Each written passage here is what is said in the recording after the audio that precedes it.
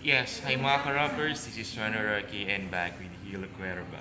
Yes. And ngayon maglalaro tayo ng trending ngayon, Jojo Wine or Tropahin. So I'll give celebrity, actresses, and just say Jowa or Tropa and why. Okay. So start na natin si Gabby Garcia. Siyempre, jojowain Jojo yan. why? Siyempre, Gabby has all of the qualities of a woman that you would want to look for. Matalino siya,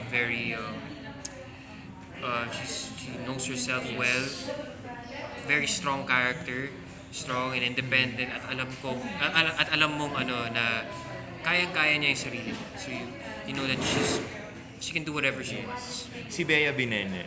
Jojowain yan. Jojo Wine, why? Bea, masasabi ko after spending time with her sa set, isa sa mga very caring, nice to talk to people. She always bakes good food, knows how to cook. Who wouldn't want a woman na marunong magluto, di ba? And knows how to cook really, really good. So, that's another great thing about Bea. And, she's very bubbly. Bubbly. Si Miss Yasmin Cordy. Jojowain Why yan. Jojo Wine? Best example of a hardworking mom, dedicated family woman who's dedicated in serving her family and being a great example to others. And higit sa lahat, she's a brilliant actor. Napakagaling ni Yasmin Curly. Napakahusay. She's really good pagdating sa pag-aarte, sa mga drama scenes, and ayun, I look up to her pagdating sa acting. Yes. Eto, kabatch din ni Yasmin na unang mo nakatambal si Jeneline Mercado. Chuchuan yan. Okay. Of course, Jeneline, as katulad ni Yasmin Curdy, brilliant actress, but also, nakikita ko kasi like, from my time with her sa My Love from the Stars, Yes. I saw how nice she was. Walang ere at all. Kahit siya na yung pinakamagaling or pinakasikat na artista sa GMA, kahit siya yung ultimate star ng GMA, walang ere at all. The way she treats people is always nice and polite, very generous, very talented, at very patient kasi nung My Love from the Star, first show ko yun. So pagdating sa mga eksena, parati ako nagkakamali. Pagdating sa lines, pagdating sa Tagalog, pero siya, hindi naman siya nagturo, but she was just patient. No? Na hinayaan niya lang ako na magkamali and to learn from those mistakes. Si Julie Ann San Jose. Chuchuwain niya. Why?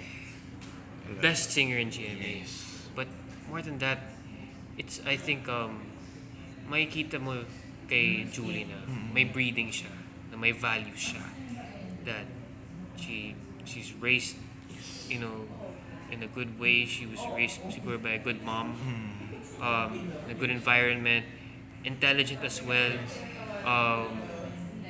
Someone I look up to, not only in terms of talent, but pati sa ugali. Mabait din. Mabait din, very hardworking, and she's someone that you can get along with. Naalala ko during our times at My Guitar Princess, every time it was easy to talk to her, easy to just get along with her and have a laugh, and have a good time. Ito, primetime queen, si Miss Marian Rivera. Of course, Jojo Yan, Wain. why?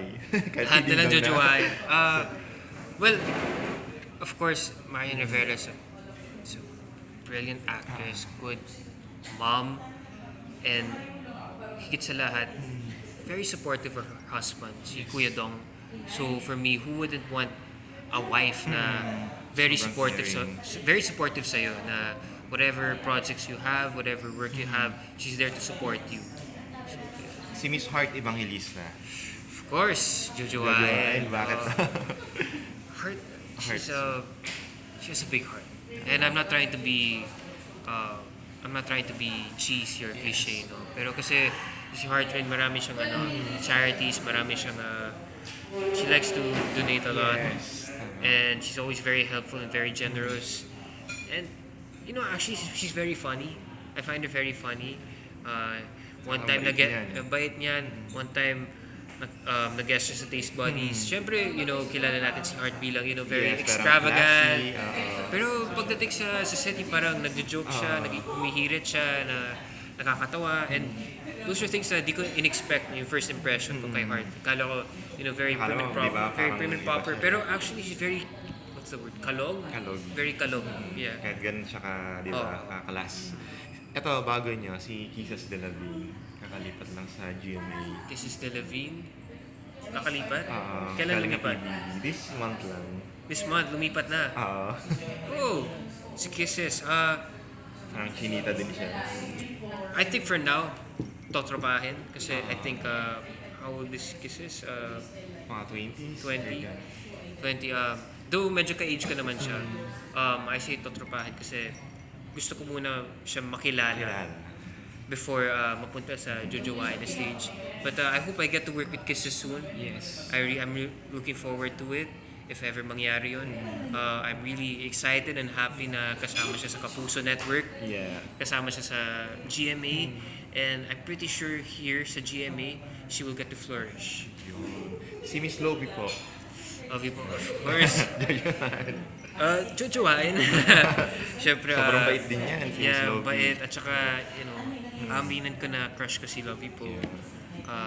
But also because she seems like a very dedicated woman.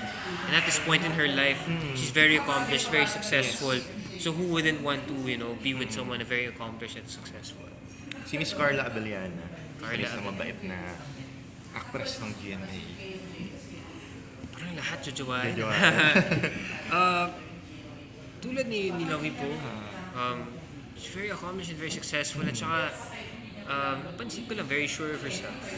So, those are qualities that you would want to look for. Sino pa? Ito, lipat tayo sa kabila. Dating primetime queen din ng GMA, si Angel Locsin. Action star din. Pwedeng both. Vote. Why? Jojowain because you know that she'll be there by your side, she'll be by your back. She'll always have your back. Nakikita ko yun with her at saka si Neil. Si Neil, sobrang... But totropahin kasi feeling ko lang like masaya siyang kasama sa mga, lumalabas kayo, whether it's, chill na Kalog din inuman. Feeling ko like masaya siyang kasama, parang tropa levels talaga and very pleasant to be with. Kaya both. Vote siya. Si Miss Bea Alonso. Bea Alonso. Jojowain, pero feeling ko aabot lang sa tropa. And I'll explain kasi Ngayon, si single Bea, si Miss Bea ngayon. si Bea Alonso, marami siyang pinagdaanan. And I don't think right now, andun siya sa point na she wants to immediately get into a relationship. Pero jojowain because she's an incredible woman. Incredible woman, very talented, beautiful, sa pinakamagandang artista. And she's very secure with herself. Yes.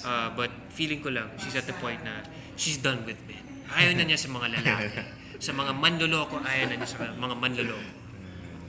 Ito yung kapatner ni Alden sa movie nila, si Catherine. Catherine.